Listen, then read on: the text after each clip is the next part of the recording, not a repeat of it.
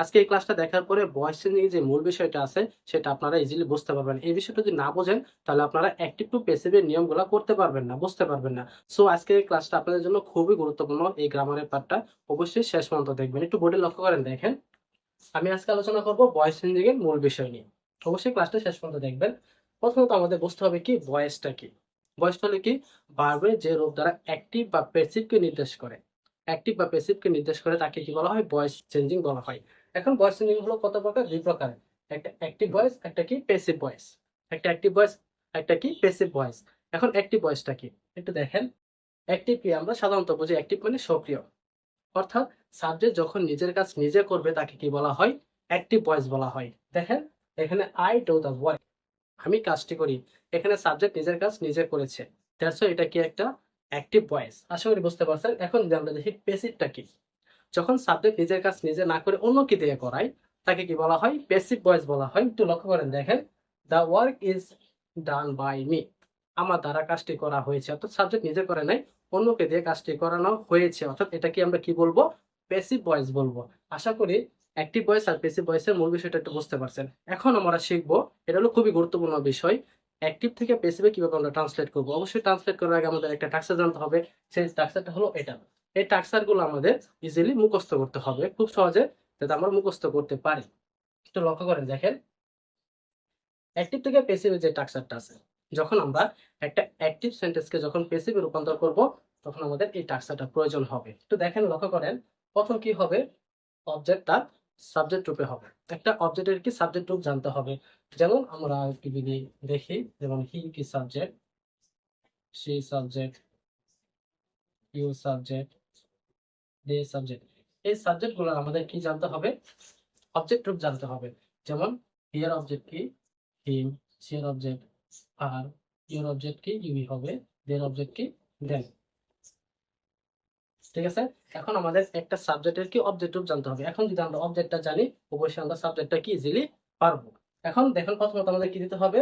Object তার subject রূপ হবে। প্রথম কি অবজেক্ট তার সাবজেক্ট দিতে হবে। দেন টেন্স অনুযায়ী কি হবে? অক্সিলারি ভার্ব হবে। কি হবে? টেন্স অনুযায়ী অক্সিলারি ভার্ব। এগুলো আপনাদের জানতে হবে। এটা আপনাদেরকে পরে আমি দেখাচ্ছি। তারপর কি হবে? ভার্ব 3 হবে। তারপর দিতে হবে বাই। পরে সাবজেক্ট তার অবজেক্ট রূপে হবে। তার উল্টাটা, সাবজেক্ট তার অবজেক্ট রূপে হবে। এখন যদি একটা সাবজেক্ট যদি হি থাকে তাহলে এটা অবজেক্ট কি হবে? হিম হবে। এটা সাবজেক্ট, এটা কি অবজেক্ট। ঠিক আছে, আশা করি বুঝতে পারছেন। আমরা এই টাস্কের দিয়ে কি করব? অ্যাক্টিভ টু প্যাসিভে ট্রান্সলেট করব। এখন আমাদের আরেকটা বিষয় জানতে হবে, সেটা কি? টেন্স অনুযায়ী অক্সিলারি ভার্ব সমূহ। আমাদের 9টা টেন্স অনুযায়ী অক্সিলারি ভার্ব আছে। অবশ্যই সবগুলো আমাদের শিখতে হবে, না আমরা ট্রান্সলেট করতে পারবো না। এখন আমরা প্রথমত তাহলে দেখে নেই present indefinite tense auxiliary verb কি কি হবে। লক্ষ্য করেন, am, is, are. Present indefinite টেন্সে এম, ইজ আর এই তিনটা অক্সিলারি ভার্ব হবে। তারপর যদি আমরা দেখি পাস্ট ইনডিফিনিট টেন্স হবে ওয়াজ, ওয়্যার। তার ফিউচার ইনডিফিনিট টেন্স হবে শ্যাল বি অথবা কি উইল বি।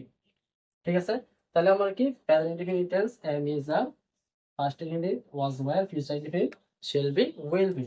তারপর লক্ষ্য করেন প্রেজেন্ট কন্টিনিউয়াস, জাস্ট এর সাথে বিং ইউজ করবেন, ইজের সাথেও বিং ইউজ করবেন, আর এর সাথে কি হবে? বিং হবে। এটা হলো আমাদের প্রেজেন্ট কন্টিনিউয়াস টেন্সের অক্সিলারি ভার্ব সমূহ। এখন আমরা দেখি পাস্ট কন্টিনিউয়াস টেন্স, জাস্ট আমরা কি ইউজ করবো? ওদের সাথে বিং।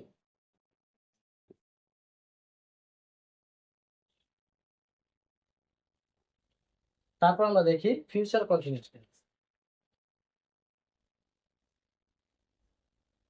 Sell be be. তারপর আমরা দিতে হবে কি? Will be be. ঠিক আছে, এই পর্যন্ত আপনারা বুঝতে পারছেন। এখন আমরা দেখি প্রেজেন্ট পারফেক্টে কি হবে। এই কথাটা কি হবে? বি। তারপর দেখি আমরা past perfect, had been. Past পারফেক্টে শুধু অক্সিলারি ভার্ব একটাই, হ্যাড বিন। আচ্ছা, এখন দেখি আমরা ফিউচার পারফেক্টে শেল হ্যাভ বিন।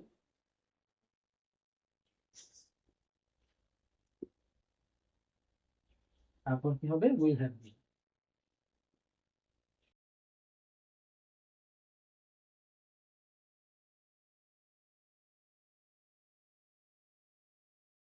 এটা হলো আমাদের কি 9টা টেন্সোলজি অক্সিল ভার্ব সমূহ। এই অক্সিল ভার্বগুলো আপনাদের জানতে হবে। যদি না জানেন তাহলে অ্যাক্টিভ থেকে প্যাসিভ রূপান্তর করতে পারবেন না। আচ্ছা, তারপর আমাদের কি জানতে হবে? ভার্ব 3 জানতে হবে। মানে মূল ভার্বের 3 নাম্বার ফর্ম জানতে হবে। তারপর আমাদের বাই দিতে হবে। তারপর কি দিতে হবে? সাবজেক্ট আর অবজেক্ট রূপে হবে। আশা করি আপনারা ভয়েস চেঞ্জিং এর মূল বিষয়গুলো বুঝতে পারছেন বা আমাদের কি লাগে অ্যাক্টিভ টু প্যাসিভ করার ক্ষেত্রে।